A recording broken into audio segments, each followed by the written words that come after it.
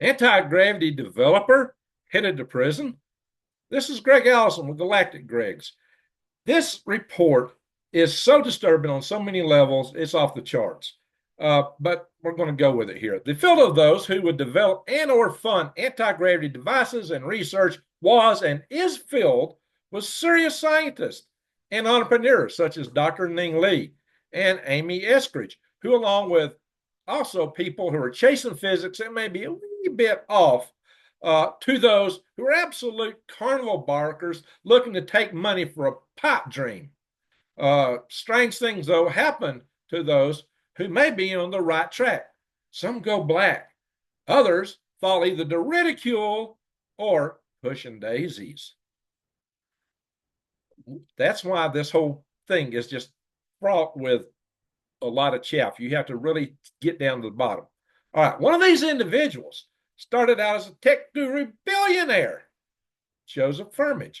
At one time, around the year 2000, I myself went to him seeking funding when I was president of Transdimensional Technologies. More on that later. But let's see, how did he fall from being a rich tech guru who could have easily funded projects to possibly running a Ponzi scheme, taking other people's money, to jail time and potential pending prison sentence? Was he set up or was he onto something? Was he set up for being onto something? Or did he just fall off his rocker? Well, here's the story according to Bloomberg. Firmage was enjoying the good life in the 1990s.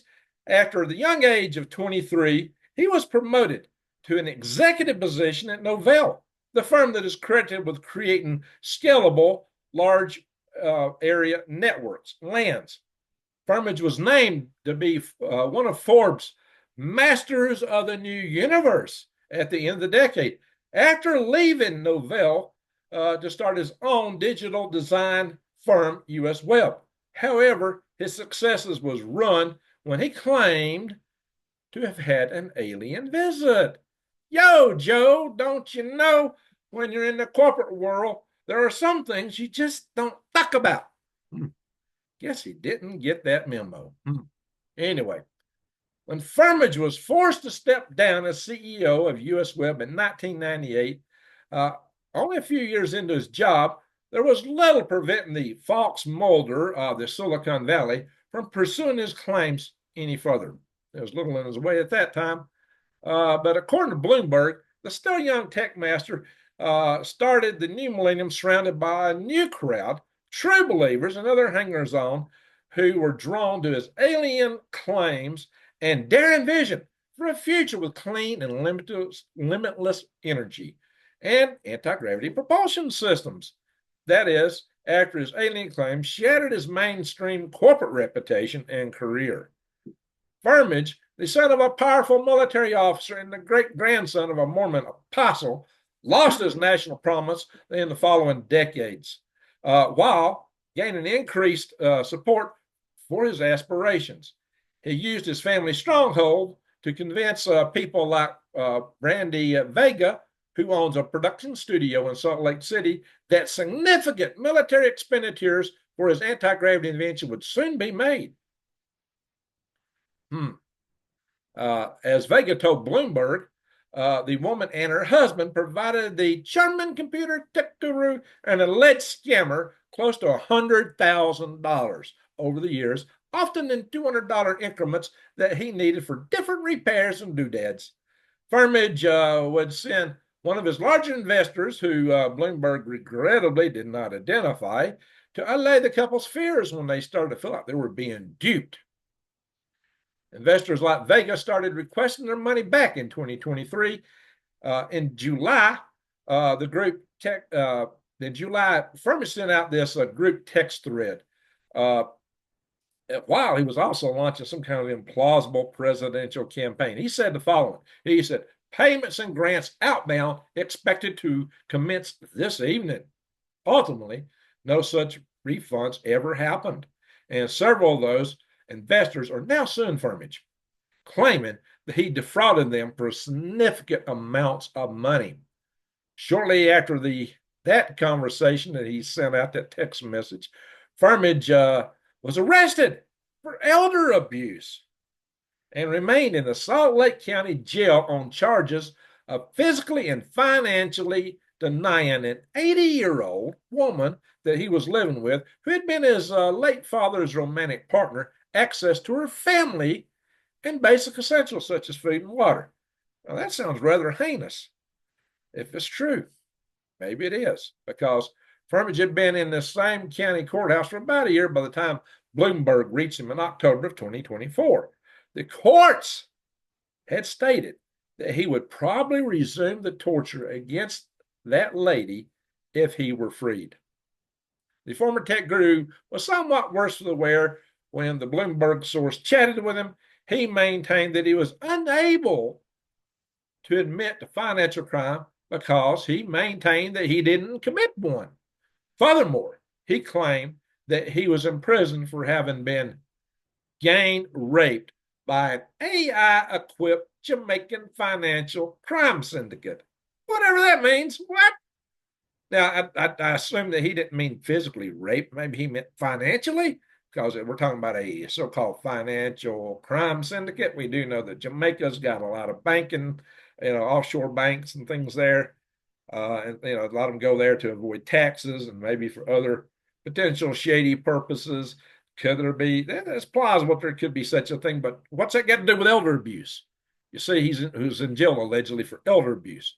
Now, that could have been trumped up, but when the courts are coming out and saying, well, if we release him, he'll just resume the abuse, sounds like there may be something to that, unfortunately. So, like I said, did the guy just was he set up, or did he just fall off his rocker? Maybe some of you know something. You can report to me below in the comments about this. So Firmage may have to repay millions and spend a considerable amount of time in prison due to civil lawsuits filed by his allegedly betrayed investors and the ongoing criminal elder abuse prosecution. Now, some of you may have had recent contact with him. Some of you may be investors in his ventures. So maybe some of you were involved in his research, his device development. So I'd like to see comments below from people that have more personal knowledge of Joe Firmage and whatever he wanted been up to. I lost track of him after I tried to visit his office back in 2000. At that time, as I said, I was president of Transformational Technologies, and wow, we were being funded by a millionaire, but here was the prospects to get some serious funding from a billionaire who apparently believed in this kind of technological development and other assorted strange things. But I went to his office, I met with some of his people, and they told me the following. They didn't meet him directly. I've never seen him in person. But he told me this, his associates, that if we could take our device and put it in a vacuum chamber to prove that it wasn't just ion wind, that they would fund it, just outright, that we'd be funded. Well, I went back with great news to my principal investigator, Jeff Cameron, at Transdimensional Technologies, and I gave him the good news. He looked at me, his eyes blinked.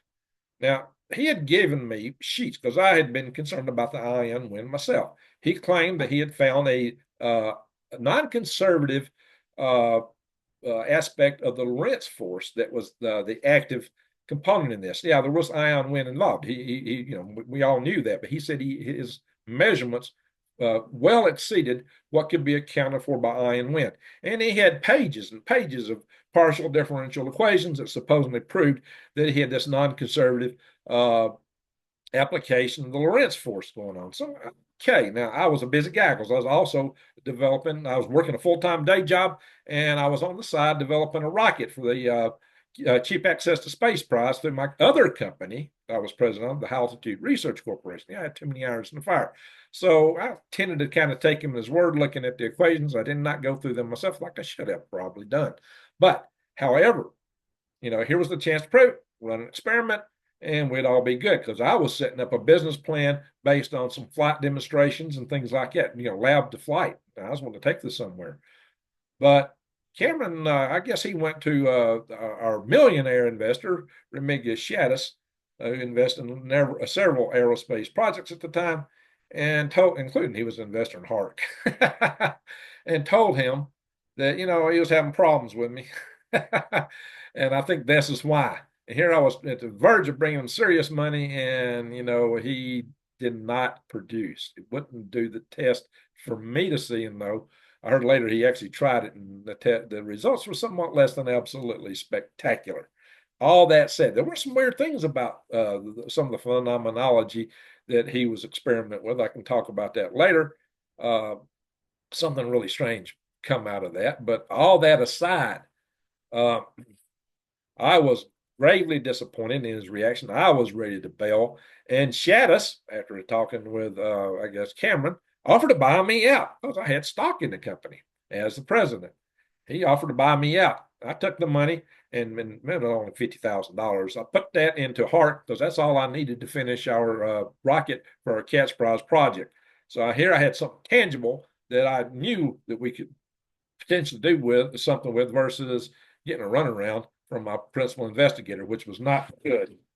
So in any event, there's just a lot of strange things though. So I don't know what happened with Firmage. See, it seems to smack a little bit of credibility, at least at one point in his development, that they were asking the right kind of questions, that they were willing to fund something, but that, they wanted proof that it wasn't ion wind, which was a darn good thing to put out there.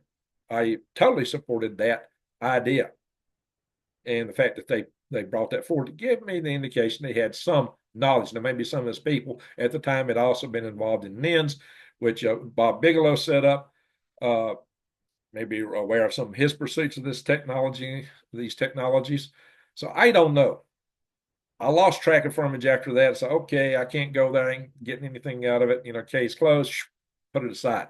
Well, apparently he kept doing stuff. He kind of fell off my radar. Now, what happened to him? How you go from being a tech billionaire to groveling and asking other people for money? Maybe some of you guys can explain it. Now, maybe it's all legit. And then again, maybe he was running the Ponzi scheme. Maybe he fell off his rocker. Maybe he was running down the wrong rabbit hole in the technology he was allegedly pursuing. I don't know.